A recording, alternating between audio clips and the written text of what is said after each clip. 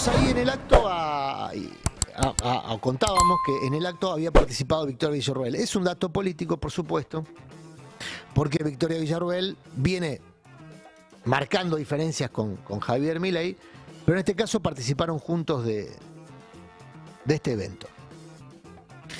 Es importante porque Villarruel en un momento se emociona al momento de homenajear a su propio padre, el coronel Villarruel, justamente, sí, Eduardo Marcelo Villarruel, que participó de la Guerra de Malvinas y a quien Villarruel califica como héroe. Hoy en el pase y más temprano en el programa de Ari Lijalad, Ari buscó los documentos para validar si efectivamente el Estado argentino lo considera un héroe de guerra y se encontró con otra historia. Se encontró con que a Villarruel le quitaron la condecoración que le habían otorgado por participar de la Guerra de Malvinas. Y le quita la condecoración en varias instancias. Ahí vemos los documentos exhibidos por Ari Lijalad, en donde incluso el propio general del ejército, Martín Balsa, en el año 93, gobernaba Menem por aquel entonces, en el año 93 le niega la condecoración que era reclamada por Villarruel por improcedente, y hay algo no escrito, pero que ya en aquel entonces circulaba como explicación, que era que Villarruel y otros camaradas de Villarruel acumulaban denuncias para aquel momento de torturas a soldados, a conscriptos que habían sido convocados a Malvinas. Este tema de las torturas es un tema muy delicado porque el Poder Judicial nunca quiso avanzar hacia ahí, hacia investigar las torturas de los militares a conscriptos que eran pibes, que estaban cumpliendo con una obligación y eran convocados en el marco de esa obligación a combatir en la guerra al mando de personal supuestamente profesional, que era mucho más cruel con los propios que con los oponentes.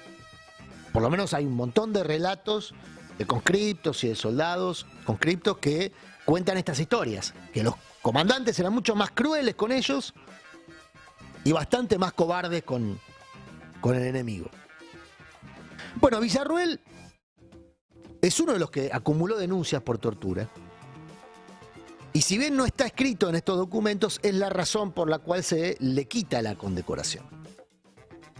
Condecoración que el propio Villarruel reclama y termina teniendo una sanción de 8 días de arresto por insistir con esa condecoración. O sea, muy interesado en que se le reconozca su participación en la guerra. Hubo otro evento que también gravitó para que Villarruel no fuese o se le retirara la condecoración. Ahí estamos viendo una tapa de Clarín, quienes están siguiendo esta transmisión en YouTube. Esta tapa de Clarín es del año 1987. La tapa incluye un título: arrestaron a 2 militares por no jurar fidelidad a la Constitución.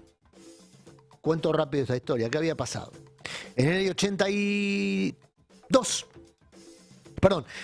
84, el gobierno democrático impuso una legislación mediante la cual todos los efectivos militares debían jurar por la Constitución. ¿Por qué? Bueno, y tenían que jurar defender la Constitución con su vida. Ese era el juramento. ¿Por qué? Bueno, para que no se rebelaran contra la Constitución, cosa que habían hecho durante la dictadura. Entonces, para garantizar, digamos, como parte del juramento de la relación de las Fuerzas Armadas con el Estado, debían juramentar por su vida defender la Constitución. 2 militares se negaron y fueron presos por eso. Uno de ellos fue el coronel Eduardo Villarruel.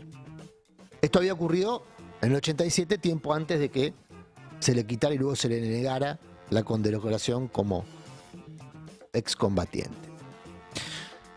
Bueno, ¿quién fue finalmente Villarruel? Digamos, ¿el héroe que describe su hija?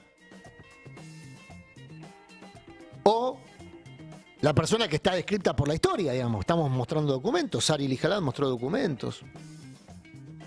Villarroel fue el segundo de Rico en el batallón 602. Escuchen las fechas porque es muy interesante. Que fue creado el 25 de mayo del 82. Con personal que estaba en continente. 25 de mayo del 82. La guerra empieza en abril. Llega a la isla el 28 de mayo. La guerra termina el 14 de junio. Está poco tiempo en combate. Y en ese poco tiempo acumuló denuncias por torturas a soldados, Villarroel. Y estuvo menos de un mes, 3 semanas.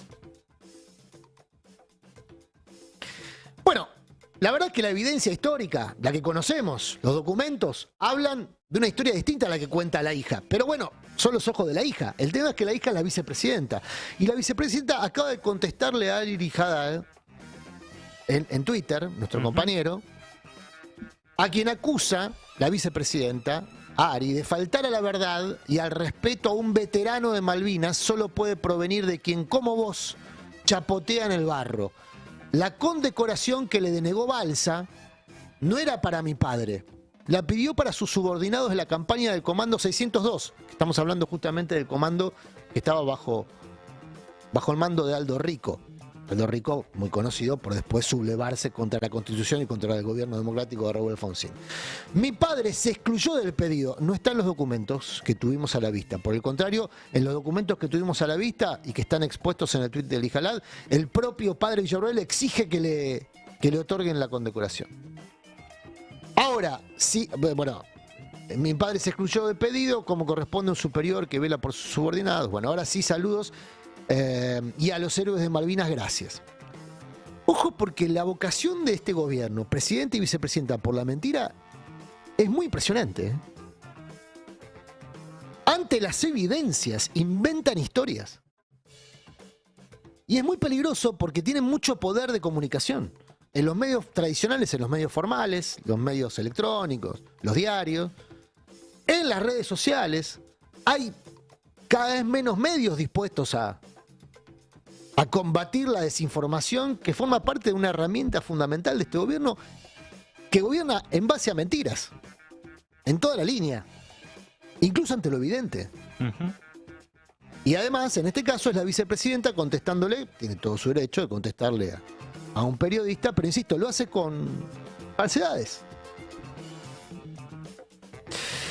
Bueno, todo esto forma parte de un plan de provocación. Y el plan de provocación involucra una decisión que se va a hacer efectiva en un rato nada más, que es cambiar el Salón de los Patriotas, perdón, de los Pueblos Originarios, como hicieron con el Salón de las Mujeres, sí. Van a cambiar el nombre del Salón de los Pueblos Originarios y le van a poner el nombre de Héroes de Malvinas.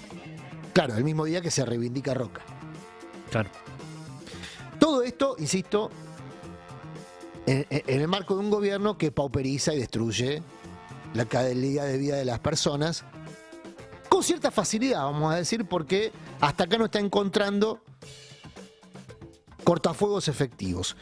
Claro, van pocos meses de gobierno, la oposición, la que hoy es oposición, que era oficialismo hasta hace poco tiempo atrás, quedó bastante golpeada y está reconstruyendo sus capacidades. Ahí saca pecho Axel, el gobernador de la provincia de Buenos Aires, Axel Kicillof, que se empieza a proponer cada vez con más contundencia como el opositor más nítido de Milei. Hoy mismo, de hecho, y por este tema de Malvinas, lo replicó a Milei en un discurso que se hizo, en un acto que se hizo en Pilar, donde hay un cenáculo, si no me equivoco, de homenaje a los héroes de Malvinas.